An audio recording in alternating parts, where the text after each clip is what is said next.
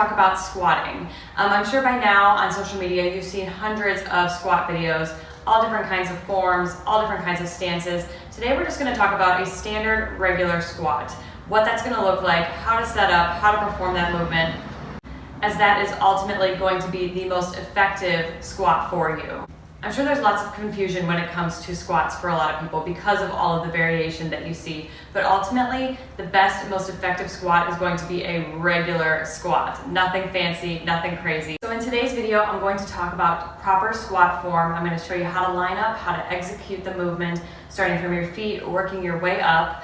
I'm also going to touch on some of the really common squat faults that we see as trainers in the gym and how to correct those faults. And then finally, I'm going to talk through a couple of quick weighted options for your squats as well. So let's go ahead and jump right into proper squat form. So we're going to start with your feet in that foot position. So your stance should be about shoulder width apart or maybe just slightly wider. You might be used to doing much wider squats, and that is because that's going to be a lot easier from a hip and ankle mobility standpoint, so it's going to feel a little bit more comfortable. If you're used to doing really wide squats and you're going to start working in this range, a shoulder width stance range, it's going to be a bit of an adjustment and it's going to feel a little bit uncomfortable at first. It might be. And that's just because you are probably dealing with some restrictions in your hips and ankles that you'll want to address. Everybody's hips are constructed differently. Everybody has different lengths in terms of femurs and tibias. If you have longer legs, squatting to depth might be a little bit more challenging, but it's not something that is impossible. So ideally, again, that stance should be about shoulder width apart and toes pointed out about 5 to 10 degrees. The reason we want those toes pointed out just slightly is because your knees, when you come down into a squat, you want to drive them out. If I'm squatting with my feet head on like this, so the reason for this, if I'm going to squat with my feet straight on just like that, I'm coming down into a squat, it's really easy for my arches to collapse in this position, for my knees to track at my big toe or even inside of my foot like this, and that's not going to be something that's healthy for your knees or ankles. So if you just turn those feet out slightly, and again, it doesn't have to be way out here, it's just a slight turn out about 5 to 10 degrees, okay?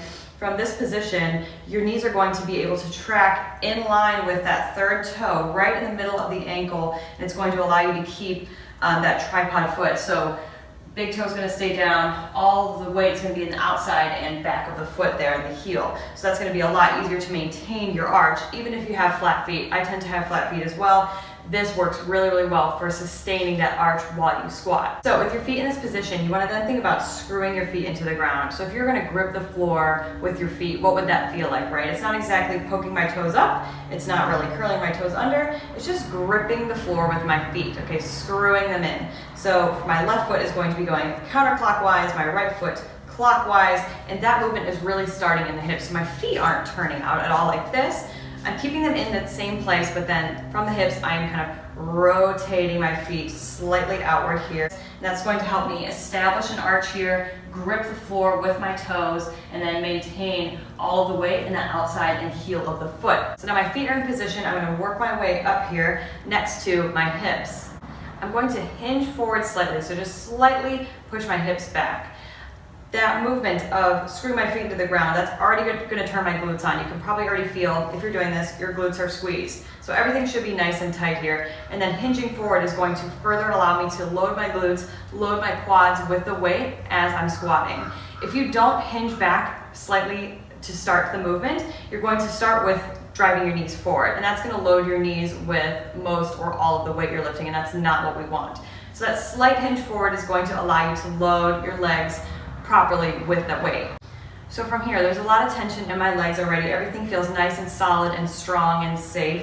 I'm slightly hinged forward just a little bit, okay? Then I'm going to talk about my abs. I'm going to do something called bracing, okay? This is a whole long topic. It should be its own video in and of itself, but basically it is bracing as if you were going to get punched in the stomach. That's the easiest way to describe it, okay? So you take an inhale in all the way through your diaphragm. So with my hands on my belly, I'm trying to push my hand off my belly with an inhale. Inhale. Exhale, and then I'm crunching my abs, and that is my total trunk here. So I'm not sucking in like this, not at all that. If I were going to get punched in the stomach, I would brace just like that. I would clench my entire torso, and that's what we're going for here. You can still brace and breathe, you can brace and talk, you're just pressing air into a more compressed tank, which is going to help ensure that your spine stays nice and neutral and your back stays nice and safe. So my core is braced, my rib cage is down. Next, I'm going to pull my arms out here and I'm going to sit down into a squat. So my knees are going to come out on the squat. I'm thinking about lining them up over that third toe, okay? And I want to think about the squat kind of pulling me down, okay? So I'm not really bouncing down really quickly, just lowering down, being pulled into the squat by my knees, driving outward, and that's going to look like this, okay? So you see here, my knees are driving out. They're in line with my third toe at the bottom here. You can see I still have my arch established. I'm still gripping the floor with my foot. The weight is in the outside of my heel, and the heel here. Okay, so down in the squat, right back up, driving my knees out on the way down and also on the way up, okay? Squeezing my glutes from the bottom of this movement. Nice, solid squat form here.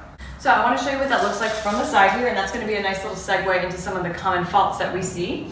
So from the side, everything is going to look exactly the same. My feet are screwed into the floor. They're about shoulder width apart.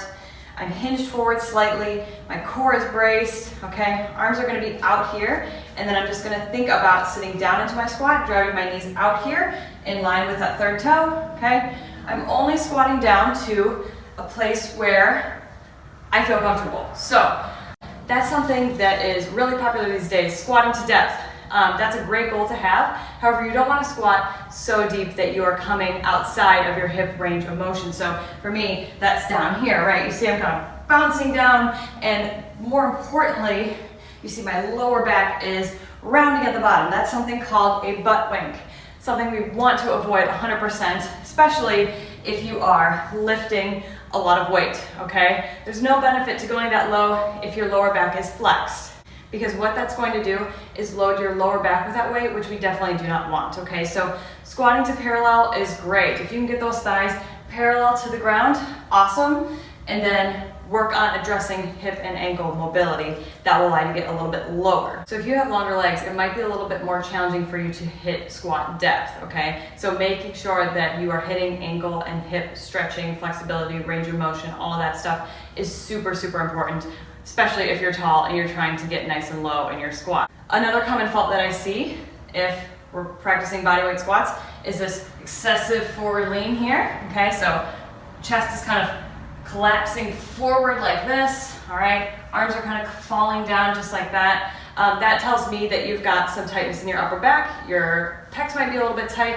kind of pulling everything down. You might also have some tight hips that you want to address, and underactive glutes. So you're gonna want to strengthen your glutes by doing glute bridges or hip extensions, glute specific work. And you want to try to lengthen and relax those hip flexors that are pulling your torso down. Another super common fault I see in the gym is knees tracking inward, kind of falling inward, arches collapsing, and then typically weight coming onto the toes, so that kind of looks like this, right? So my heels are collapsing, my knees are falling in just a bit, not a bit, a lot, and the weight is coming onto the toes. You even see heels lift at some point when this is happening, okay? A lot of things going on there potentially. Most commonly, adductors are super tight, okay? So you're gonna wanna stretch these babies out, foam roll them, get them nice and flexible. You're also going to want to strengthen your glutes. Those are gonna help you keep those knees out. You're also going to want to address calf tightness. So foam rolling, stretching those calves is gonna be super important if that's how your squat looks. From a mobility standpoint, if you tend to fall forward like this, okay, if your weight comes onto your toes, something else you're going to want to pay very close attention to is your ankle mobility. So a lot of times hip mobility is addressed when correcting squat form, but many times ankle mobility is overlooked. If you are looking to squat for depth, you should be able to drive this knee forward while keeping the heel down about 4 to 5 inches. If you are squatting low like that, your knee is going to drive forward. However, the heel has to stay down. So that's not a bad thing. It's totally safe. as long as you don't have any prior knee issues or chronic pain. This is something you're going to want to address too.